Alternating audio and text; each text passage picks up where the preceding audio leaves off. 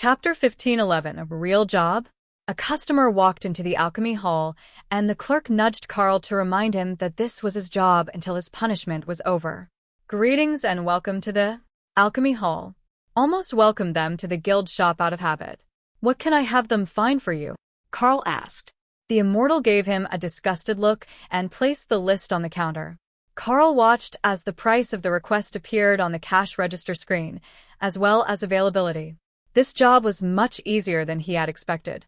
It was just the part where everyone looked down on you for being on punishment detail that would get to people.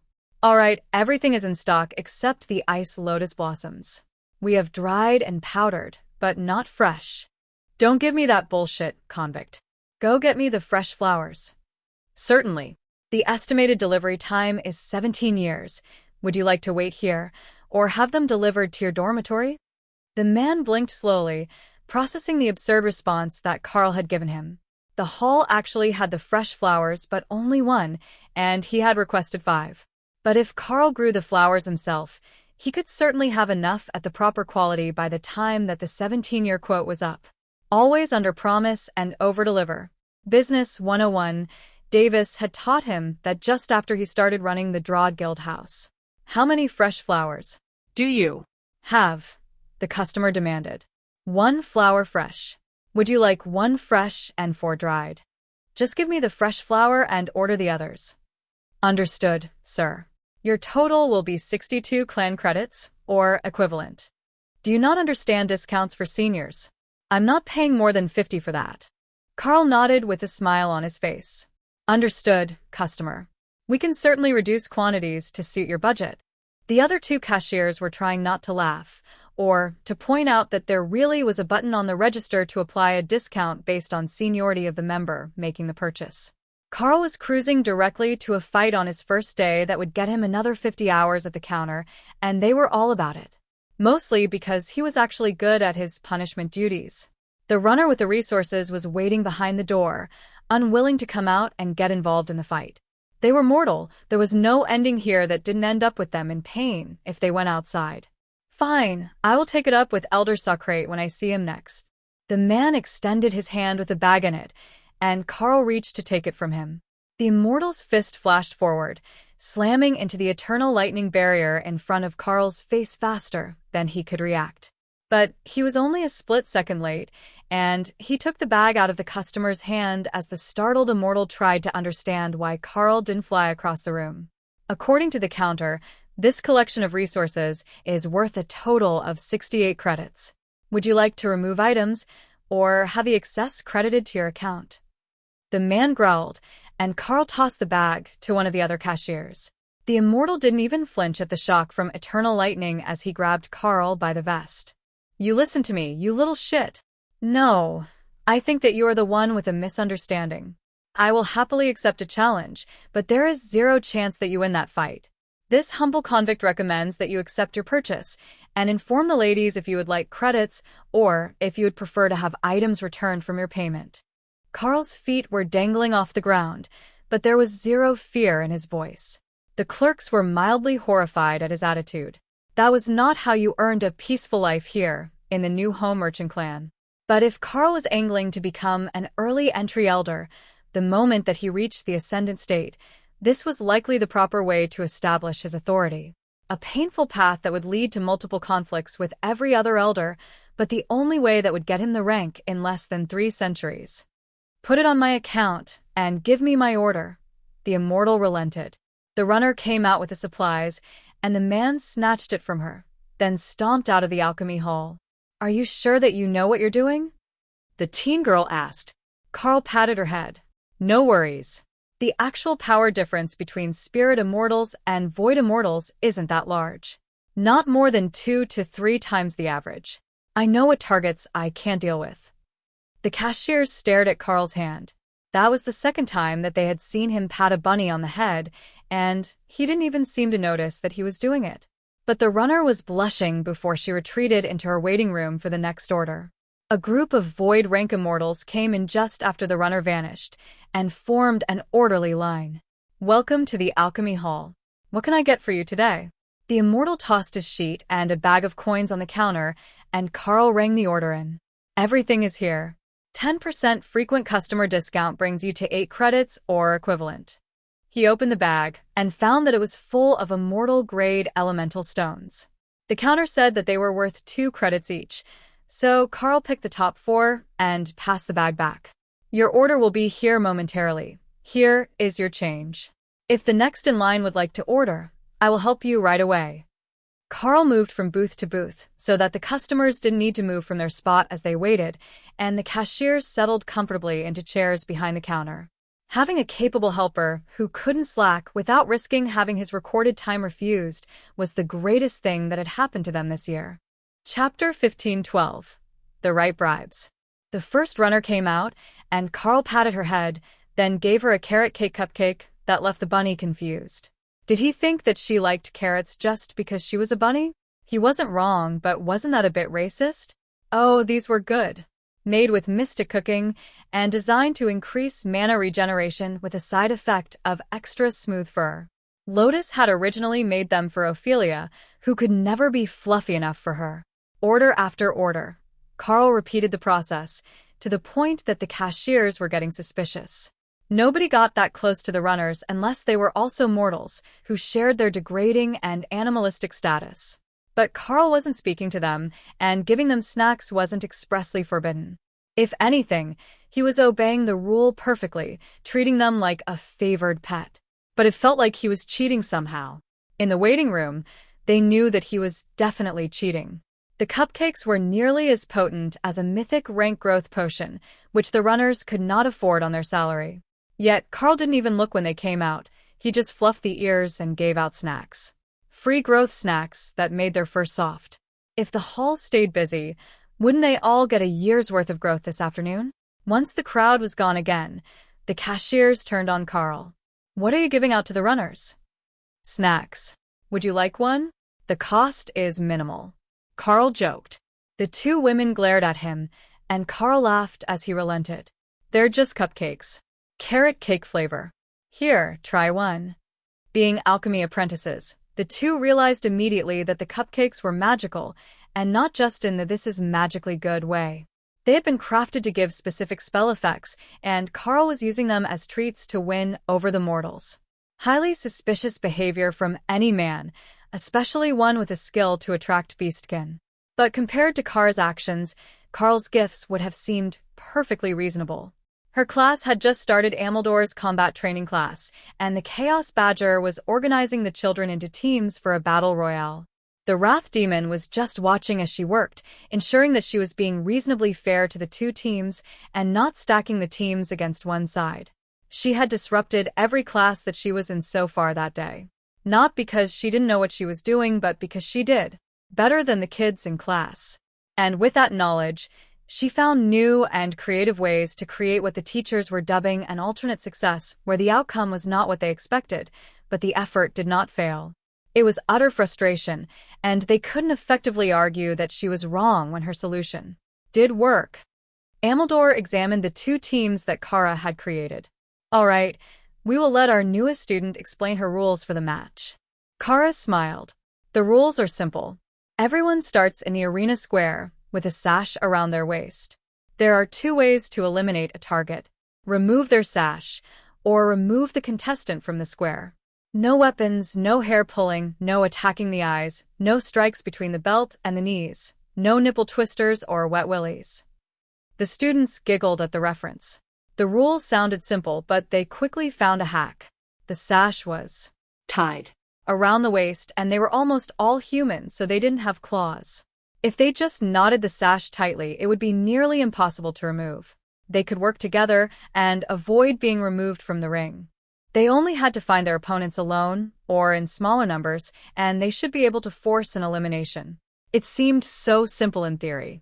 But once the match started, Ameldor realized just how bad things could go if a bunch of competitive children were given too much freedom to choose how they fought. The first few exchanges were proper martial arts fights. Then one of the boys realized that the rule against attacking between the waist and the knees didn't prohibit him from grabbing pants at the knees and pulling them down. Once the first such ambush was successful, the whole vibe of the match changed from sparring to a no-holds-barred brawl.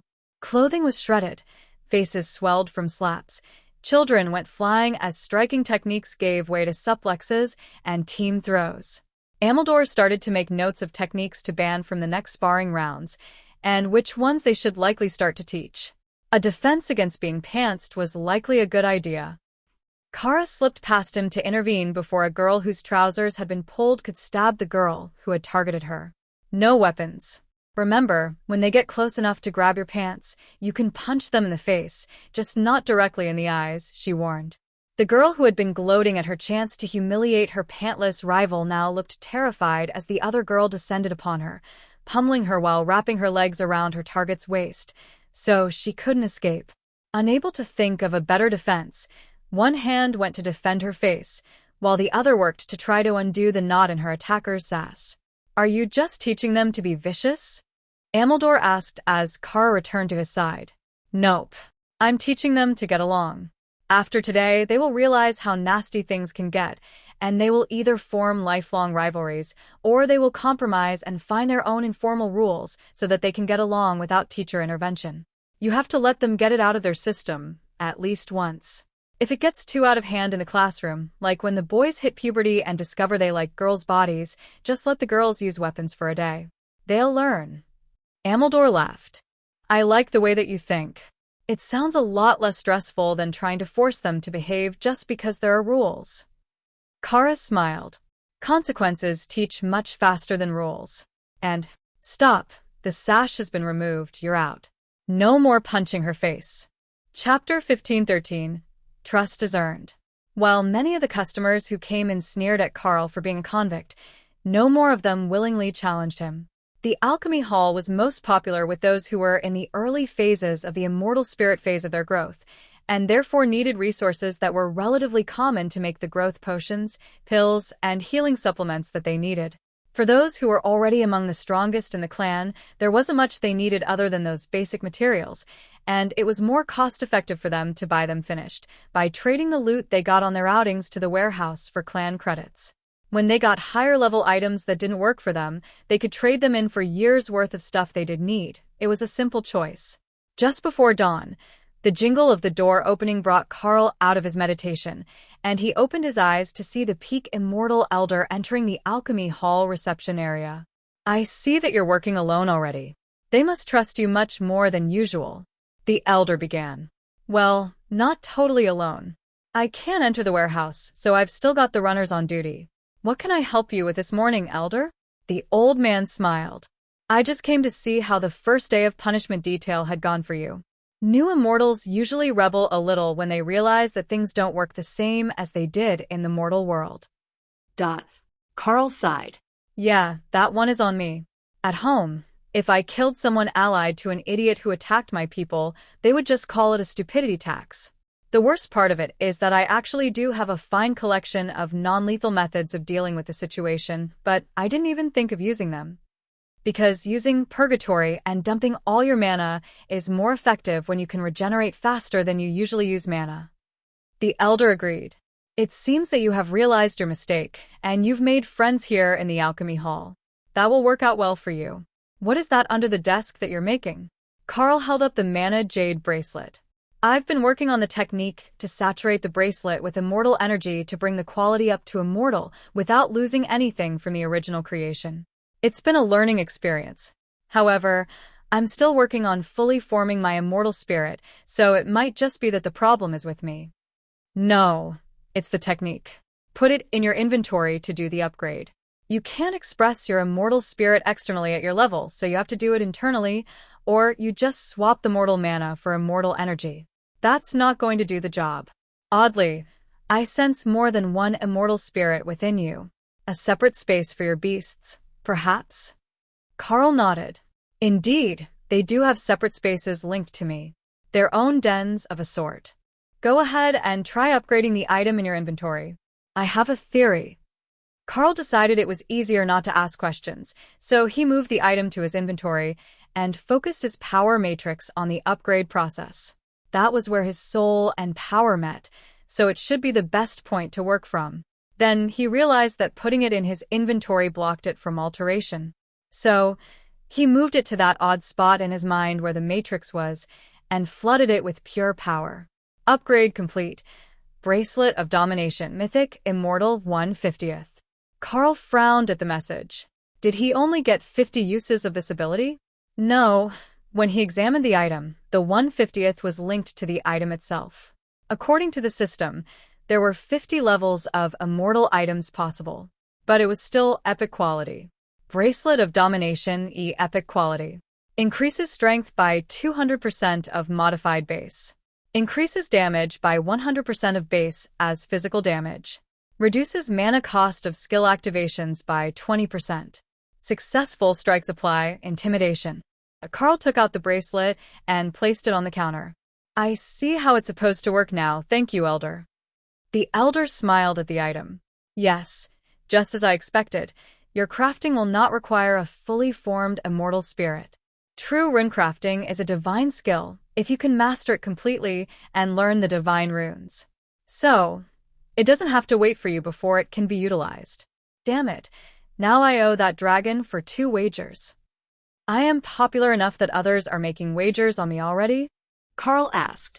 The Elder laughed. The Chaos Legend, Matilda. I believe that you know her. Carl nodded. Indeed I do. We are guild members. Before you advanced, we made a wager. One was that you would be able to craft epic items before you were ascended as an immortal. The second was that you would kill someone your first week here. We both know that you did the second one, and now you've done the first. Carl chuckled. That one is partially your fault, but I would have realized the issue in a day or 2. I'll still have to find a skill or technique to improve my immortal spirit, but I was planning to go to the skill hall once I finish my shift here in the alchemy hall. As far as punishments go, this one isn't so bad. That's because you haven't realized you can't go in the dining halls or change outfits until your punishment is over. You do have your Dana mage to bring you food, so that shouldn't be too bad. It's the ones without true support who suffer the most from the small side effects of the punishment details. Mostly, I just wanted to see your crafting this morning and see if you were adjusting well. I don't think that we will have to worry about you killing any more junior members in the near future, which is a relief. Being a friend of that dragon, I was concerned that you would turn out too chaotic to function within an immortal realm clan. Well, I will admit that it's going to be an adjustment.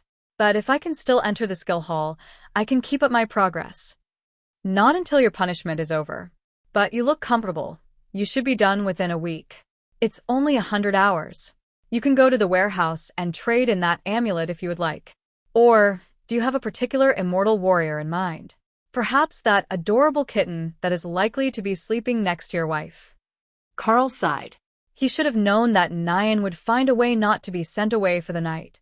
However, giving her an immortal bracelet before he gifted one to Dana? Probably not a great idea from a self-preservation viewpoint. Perhaps. I've still got plenty of time to work before dawn. I'll make something for my Dana mage first. All right. Behave yourself, and I will check on you later. I expect big things of you. Carl the Monster Man. Chapter 1514. Dana's New Spear. Carl took a long-bladed spear out of the guild storage. It was made at the Overlord rank, a good weapon, but not one that they would miss. More importantly, it was extremely well-balanced and ornate. Perfect for Dana to show off. Runes for increased attack speed, life steal on hit, and then arcane damage bonus. Those would be the ones that he wanted as the core. But if it was going to be properly epic, he would need something more. He had some time, so Carl focused on the skills that he had to work with, intending to make something new, especially for Dana. A gift to celebrate immortality. She was a golem mage by combat style, so that was what he would go with. Something that would improve her golems, or her group combat style. He could improve the armor for the golems. That would be pretty cool. But then Carl realized that there was a much more visually impressive option. If he combined Bodyguard with a reality warp and bits of gargoyles, he should be able to make a spell that visually cloned Dana. No, it had to be Epic Golem, not gargoyles, so that he could hopefully keep her ability to transfer the auto-parry skill to it in combat. Carl sat silently in the empty room, meditating and combining portions of the spells in his mind with runes to enhance the portions that he wanted to emphasize. He felt the sun on his face as dawn broke, but nobody was coming in yet, so he continued until he got a preliminary, minimally functional version of what he was hoping for. Mirror Images, epic skill. Creates 2 elite golems in the image of the caster with up to 3 of the caster's core class skills. System notice. Skill Master 5 activation. Skill. Ascendant Divinity has improved to Ascendant Divinity 2. Ascendant Divinity. The Beast Master Champion's soul power increases at an improved rate, based on the progression of their power matrix. Fundamental Rule Comprehension increases with soul power. Improved growth rate compared to level 1. Carl felt the power of his power matrix begin to change in a fundamental way, embracing the immortal world and replacing the last of the mortal energy that it had been channeling with immortal. The refinement level increased as well, improving the purity and density of the energy in the beast spaces. That was perfect. Exactly what he had needed to move him along his path now that he had doubled the number of points in his power matrix. A sense of power alerted Carl to a guest, and he opened his eyes to see the elder standing in front of him again. "What did you just do?" "I was watching your power fluctuations to see how your crafting was going." Carl finished carving the spear in his hands and moved it to his mental space. "I advanced a system skill. It improved my power matrix's efficiency and my growth rate." The elder frowned. "You have a skill that improves the efficiency of the power matrix?" "Yes. I've had it for quite some time. It increases the growth of my soul power as well. It's really a huge benefit, especially with Dana linked to me. Our growth efforts resonate, pushing each other up. So, she gains from my growth rate, and I grow from her hard work. I remember how the soul bond works." The elder replied with a smile. "But it's the change to the power matrix that shocked me. That is nearly impossible for most immortals to do. It's akin to changing their training method entirely, not something that anyone would consider if they were actually making progress. Or, like, changing your system class. Nobody changes it, you just optimize what you have and aim for the top." Carl focused power on the spear, and felt the materials it was made of changing as its grade improved from Overlord through Totem, Mythic, and then to Immortal. The haft was jet black, but the blade was that impossible silver of the Chaos Realm, with a white tassel. And there we go. A gift for my wife. What do you think? Spear of Sisterhood Epic Grade. Immortal Rank 150th. Increases attack speed by 40% of base, increases lifesteal by 10% of damage done, deals 300% of base damage as arcane damage on hit. Mirror Images activates on use, or at will. The elder whistled in appreciation as he examined the spear. "Your Dana was really holding back in combat, wasn't she? That Mirror Images spell you are buffing for her is incredibly overpowered. She actually doesn't know it yet, but she will soon. I thought that it would make a lovely gift for her advancement to immortality. Her core class skills are auto parry, golem damage, and a combat skill. It might give the clones one of her attack skills instead, but those were all from the skill tree, so it should give her all 3 of her core skills. For me, it's more hit and miss. I've got very strange core skills." His base class skills were Greater Bestial Champion to double buff effects, Avatar, Transformation, and Ascendant Divinity, which had just improved. They were strange skills for a golem to have. Not nearly as useful as giving the spell to Dana. Well, having a pair of giant world dragons on his side could be funny. The elder nodded. "That is understandable. The spell is much better suited to a battle mage or warrior than a beast master or avatar." The door chimed as a customer came in, and the elder nodded to the other peak immortal elder. "Oh, so it's our resident overkill expert and master for sham." I felt the change in someone's immortal spirit and came to see who had advanced, since it didn't feel like an ascendance ceremony. Oddly, it appears that he doesn't have a fully formed immortal spirit either. Just an immense amount of potential power built up toward its formation. Elder Fersham nodded. "I asked him about that earlier. He hasn't learned a technique to materialize his immortal spirit yet." The newly arrived elder rolled his eyes. "I should have known that. That woman's friend would be trouble. Already killing people, and he hasn't even started training yet. I'm never going to live that down, am I?" The 2 men shook their heads in unison. "The whole clan is calling you the Monster Man, and it has very little to do with the fact that you bond divine beasts. Chapter 15:15. Gathered Elders. Elder Socrate, the head of the Alchemy Hall, came out to greet the other elders and looked startled to see Carl sitting there with an epic-grade spear in his hand. Tell me that he's not attacking elders now? I swear we had an understanding about behaving before I went to bed. For Sham laughed. No, he just finished making that. He wasn't going to use it on anyone. It's a gift for his wife. The Alchemy Hall elder stared at the spear for a moment, then smiled. That is a most wonderful gift for the wife. It hits every part of her combat specialties, even improving the effectiveness of her auto parry. You did well, Monster Man. Carl sighed, and the elders laughed. What? It suits you very well. Have you ever seen someone poke a wild animal until they snap and attack? Carl realized that they viewed him as a somewhat docile predator. One who would normally let you socialize with them, but which would attack at the slightest provocation. A bit like keeping a Moorcat as a house pet. Or a chaos badger, Tion added helpfully. Hey, I do not attack at the slightest provocation.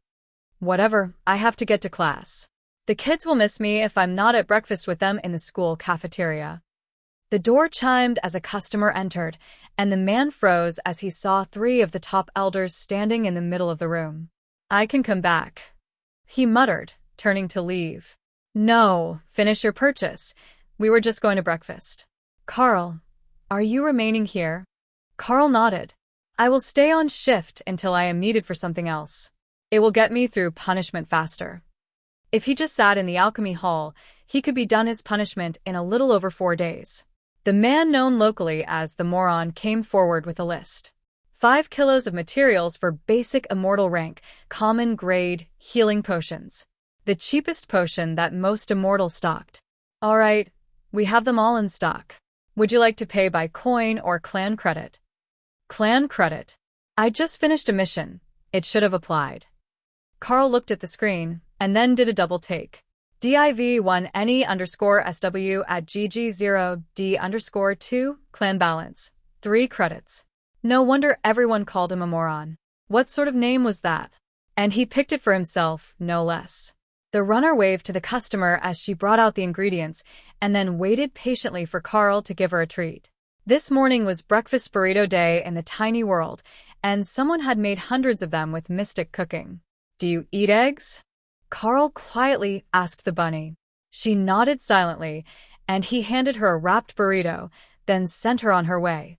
The moron stared at Carl's hands in awe. You can just make food appear? What sort of overpowered skill is that? He waved his hands, as if willing it would make it happen for him as well. They're in my inventory. It's not a skill.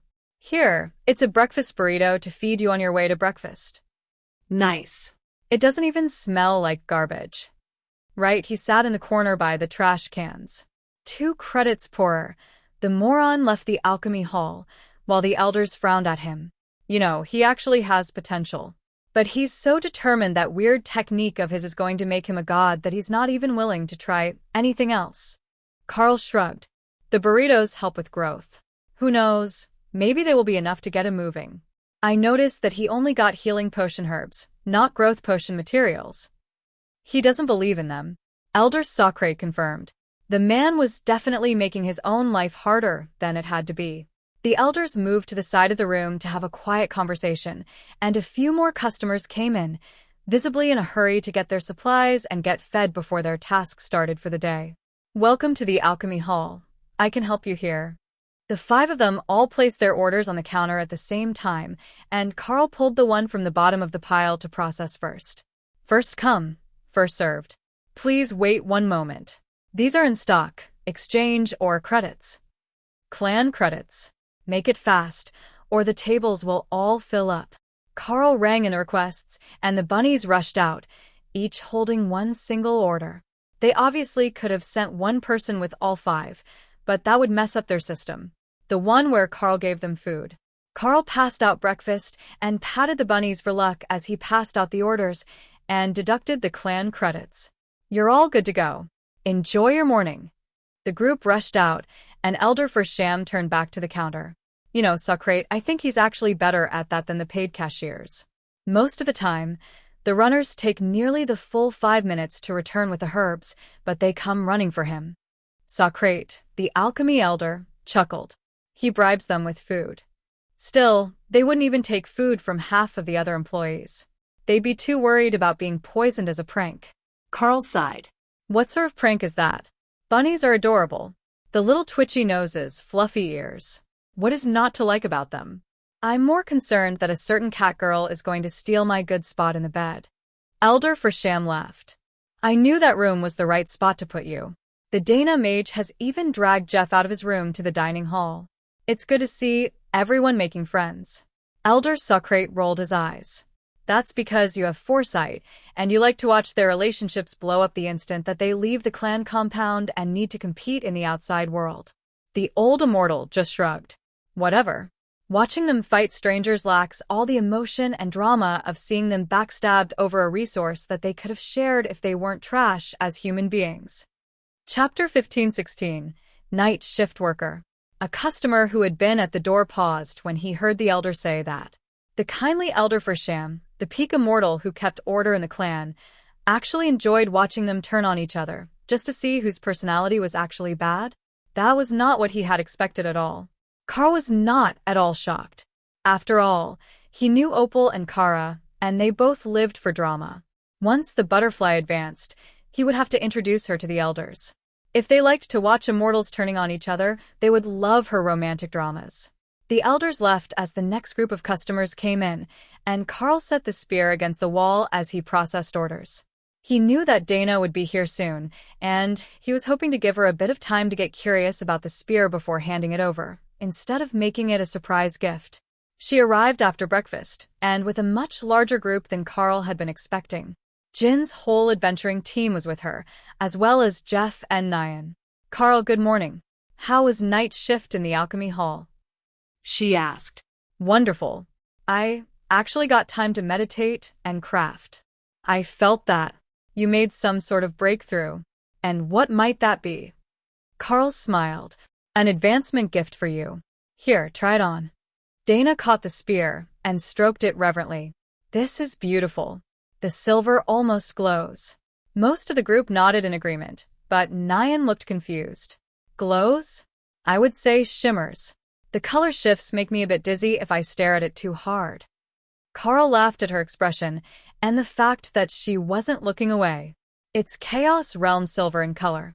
Those who are attuned to chaos see it as a different color than everyone else. The nameplate of the item shifted as it bonded to Dana, becoming her personal weapon. But the attention of the others was no longer on the spear, but on Carl. They had gotten to the bottom of the description, where it clearly informed them that the weapon was made by him. You're an immortal weapon crafter? You could have told us that in advance. We would have saved more credits instead of spending them on supplies for the mission. Carl shook his head. I don't have a supply of weapons I just advanced. That one is special. But once I am acclimated, I will sell some rare grade weapons. The group nodded eagerly, and Jean gestured to the others. We're taking Nyan, Jeff, and a bunch of other juniors out for the day. There is an open secret realm not far from the clan compound, and we want to go harvest resources. It's not high level, but we might be able to get enough credits to get something from you when we get back. Carl smiled. I always welcome a credit influx. However, I also welcome crafting and alchemy resources, so payment options can be quite flexible. Just the thought of getting immortal realm plants for her garden and swamp was enough to get Remy excited. Then, Remy felt an odd tingle in her body. She had hit the bottleneck as well, and it was time to go blow up Ozof's mountain. No, it should be advance through tribulation, lightning, purification. Really, there should be a potion to solve all that hassle and mess, but she had no idea where to even start on a brew that would simulate tribulation lightning. Fortunately, with an entrance to the guild house through the tiny world, she could just have Kara open a portal for her and go straight there. This was going to be so much fun. She had a few minutes, so she could set up a nice swamp, arrange her totems, get comfortable, and even arrange the barriers to her liking. Carl felt Remy run away to their home world, while Button and the others in the tiny world began planning an advancement party for her.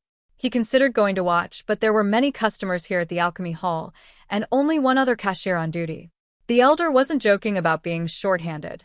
Dana put her spear away, and Ray came to stand beside her. We need to do more shopping. Where do you think is the most visible? Or do we shop from the spot we were at yesterday and hope for the best? She asked.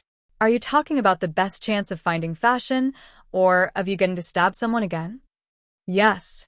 The customers in line laughed quietly at her response. The goth girl was nuts.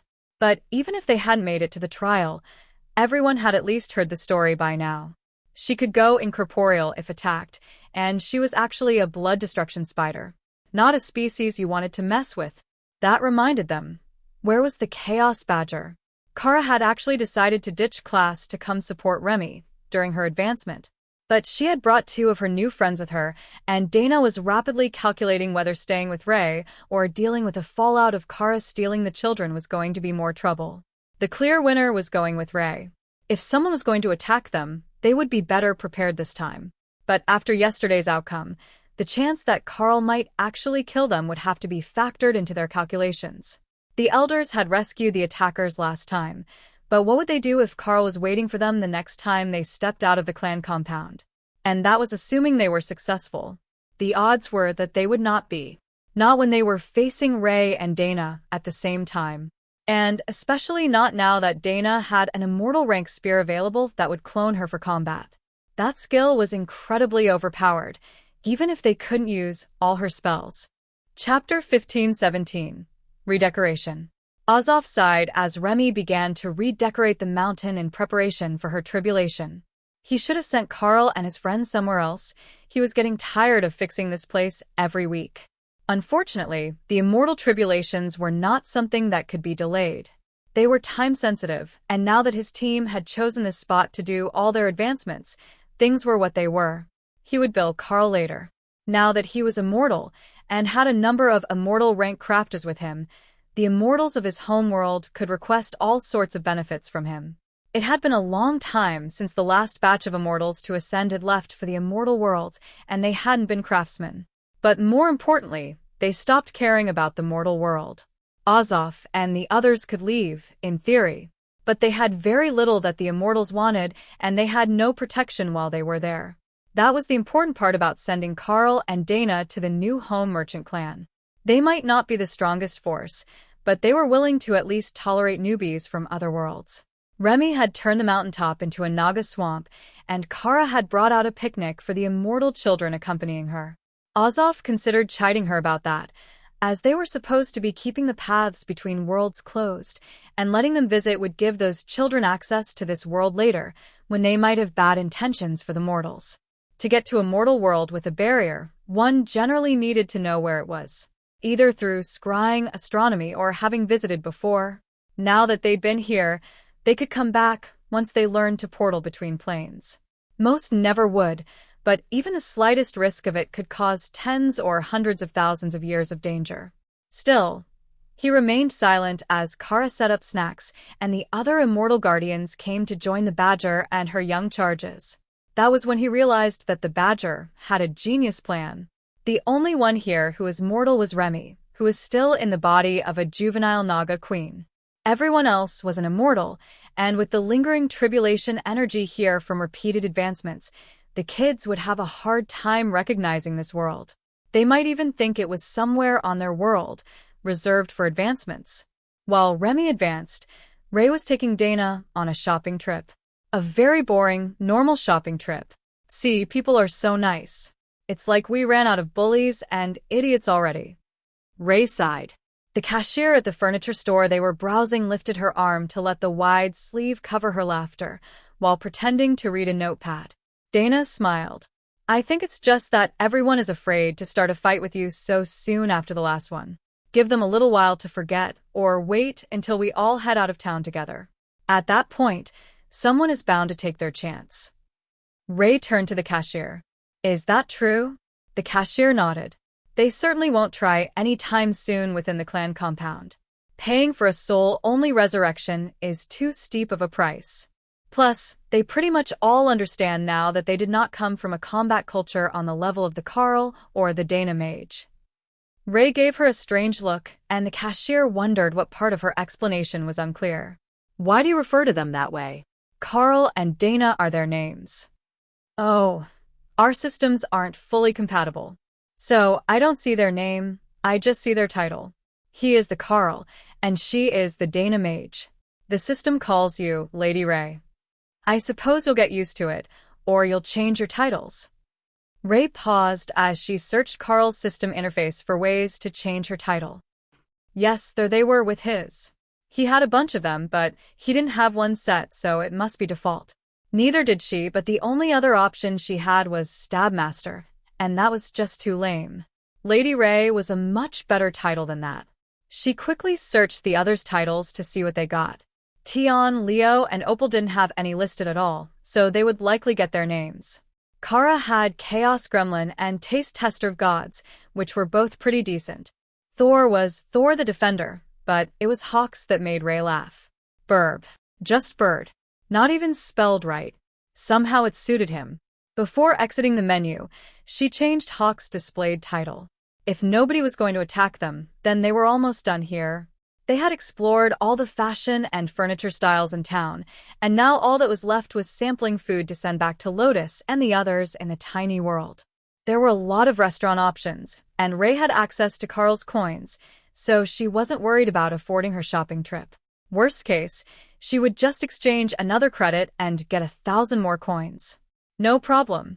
What was more important was that there were fresh magical herbs and foods for sale here that they did not have in the tiny world, or even in Remy's space. They had to get a proper party ready for the Naga Queen when she returned, and that meant that they needed to find something new to her. You couldn't celebrate immortality with the same old mortal treats. You needed new things and a bit of nostalgia. But that reminded her, shouldn't someone have come to challenge her, or to initiate her? Did the guy who tried to cut her neck count? That was a bit disappointing. It wasn't even in a crowded arena. How could an initiation count if only a half-dozen people even got to see it? No, the others got to watch the replay in the courthouse. That should count, even if it was a substandard substitute. Chapter 15:18 Shamanistic Tribulation. Carl rolled his eyes at Ray's antics and shifted his focus back to Remy, who was currently undergoing tribulation. With the separation between worlds, the connection felt muffled, but it was clear that she was much more curious about the nature of tribulation than she was concerned about her safety. That was a good sign, both for her as a shaman and for her future as an immortal. Carl waved the next customer forward and waited as the man stared at him without saying anything. Concerned, Carl checked his system messages, but he hadn't gotten anything new, and the man was still standing there. Greetings, how might I help you?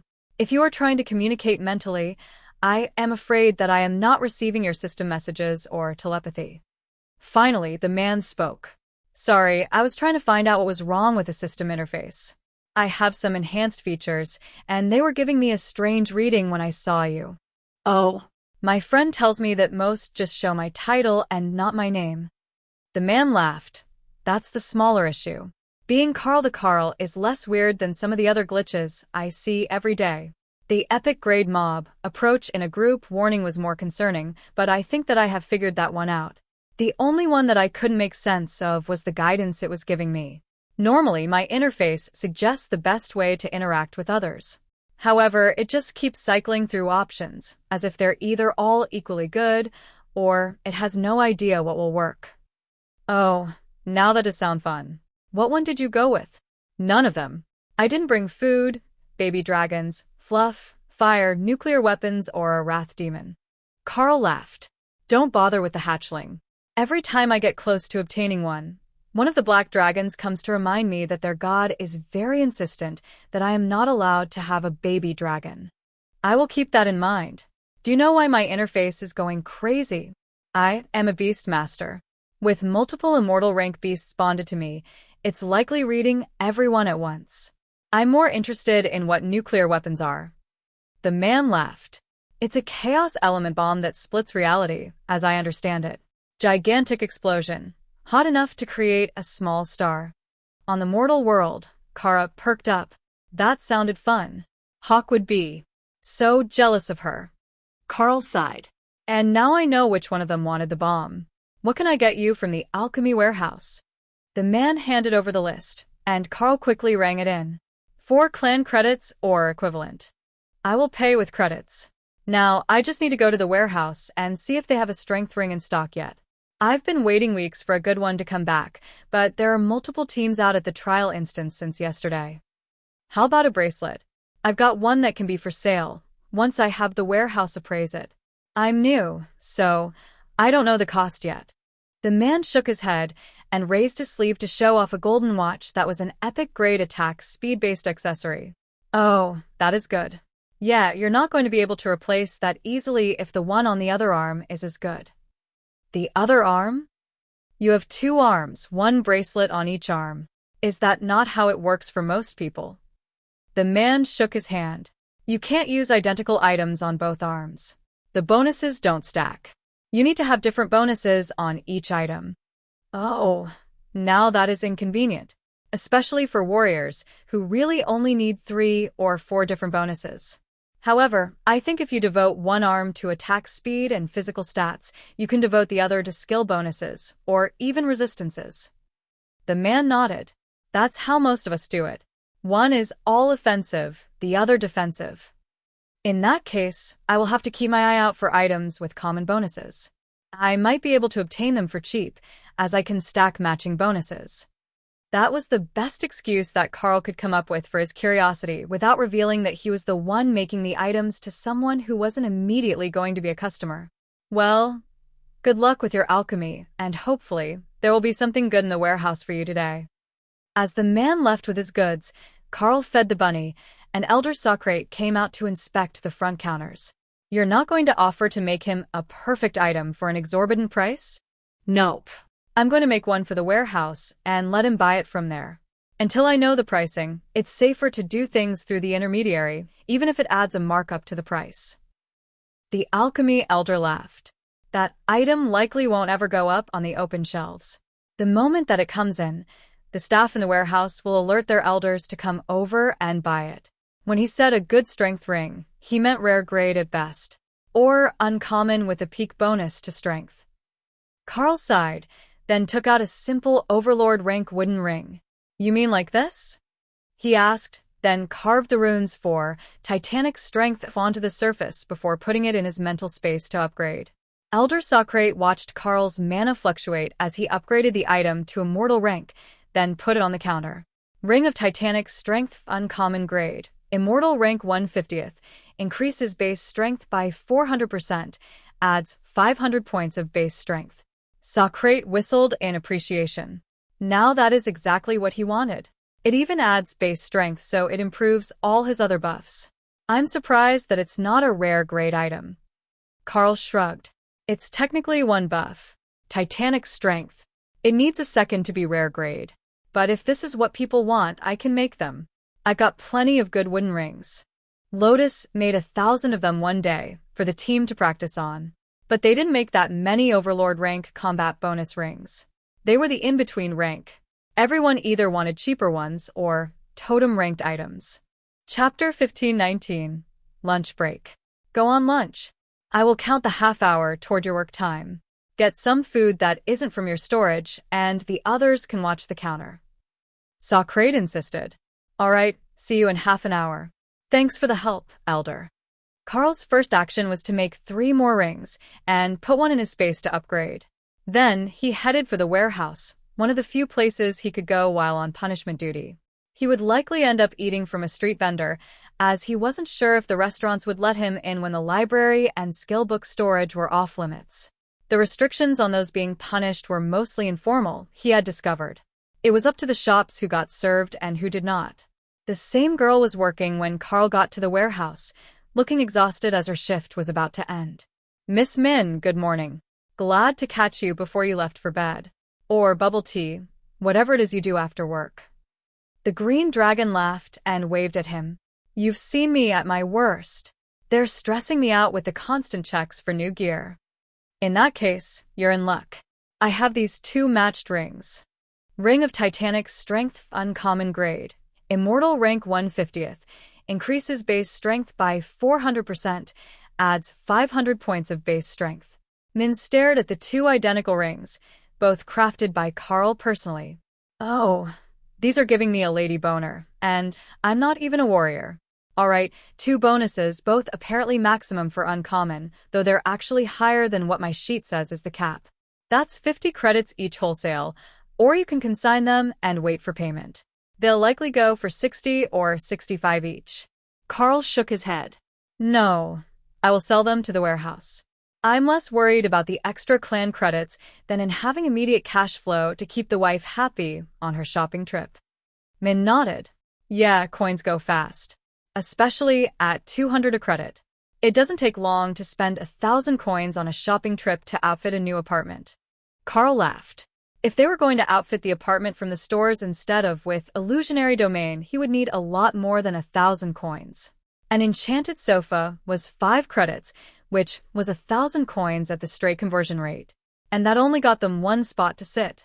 Ray cheered as she realized where Carl was. If he was adding 100 credits to the balance, there was no need to hold back. She could exchange another couple thousand coins and really treat Dana at the spa they had just found. It promised all sorts of immortal rank skin products for sale, and a spa day to test them sounded wonderful. They had 2 very different skin types, and Dana had fluffy fox ears that needed tender treatment. So, they would be able to learn what worked and bring it back to Remy for analysis as a gift to celebrate her advancement. It was the most Remy possible gift ever. Carl waved to Min as he saw the notice that his credit balance had increased by 100, then pretended not to notice that she immediately rang one up and put it in her inventory. The dragon winked at him as she waved goodbye, only for Carl to be nearly bowled over by a pimple-faced teen running in the door. Carl caught the boy as he bounced off Carl's rather solid frame, but the boy only waved toward him as he stumbled to the counter. Is there still a ring? I saw them come up on the inventory. I have a ping set, he gasped. Indeed, one already sold to pre-order. But there is one available. The boy was about to speak when suddenly he was flying backward and a much larger man strode through the door, ducking to avoid hitting his head. That's wonderful news. I will take the ring. 75 credits. A deep huff stopped Min from handing over the ring, and a massive dragon had appeared through a portal. I will pay 80. Then the dragon transformed and stepped through to square off with the other warrior. There was a sign above the counter that very clearly said first come, first served, but that sentiment appeared to be much more of a suggestion than a hard and fast rule. Are you in the bidding war? The new arrival asked Carl, who was still standing near the end of the counter. Nope. It's all you. I'm not involved in this one. He was making another one of the rings, though. It would take them all of 5 seconds to realize that he had made the first one, and if he didn't at least make one more, they were going to come harass him at work. Could you call it at work when you weren't getting paid to be there? The 2 warriors were clashing with their auras, while the adolescent immortal knelt by the door and cried. He was being crushed by their auras, too weak to get to his feet, and unable to reach the door from his spot on the ground. Once the next ring was finished, Carl set his hand on the boy's shoulder and extended eternal lightning over him, easing the pressure of the silent argument. They hadn't thrown any punches or broken anything. It was a pure dominance fight between the dragon and the big human. Then, an elder in pure white cleric robes entered, ignoring the pressure of the auras. Ah, Min, you're still on shift. I see that you've got a strength ring in inventory. Carl resisted the urge to face-bomb as the elder ignored the argument in the middle of the room, which was rapidly fading as they realized they would lose out on the ring to the elder. The current bid is 80 clan credits. Min explained. The elder frowned. That's a lot for an uncommon ring. Min placed it on the counter so everyone could see the actual bonuses on it. Oh my, now that is a work of art. And it's a handcrafted piece, not a dungeon drop. Who lucked out? And made by Carl of the Darklight host. Every head turned to face him. Gentlemen, enjoy your bidding war. I need to get back to the Alchemy Hall counter. I only got 30 minutes for lunch. Oh no, you don't. You're not running away like that. Chapter 1520. Ringleader. The 2 warriors moved to stand between Carl and the door, while the young man quickly escaped what was likely to turn into a heated argument about crafted items he couldn't afford, no matter what his account balance said. Carl switched the rings that he was enhancing as one was finished to the immortal rank. If he could hold out for a few more minutes, he would have a ring for each of them. However, by then, they were likely to have many more people in on the bidding war.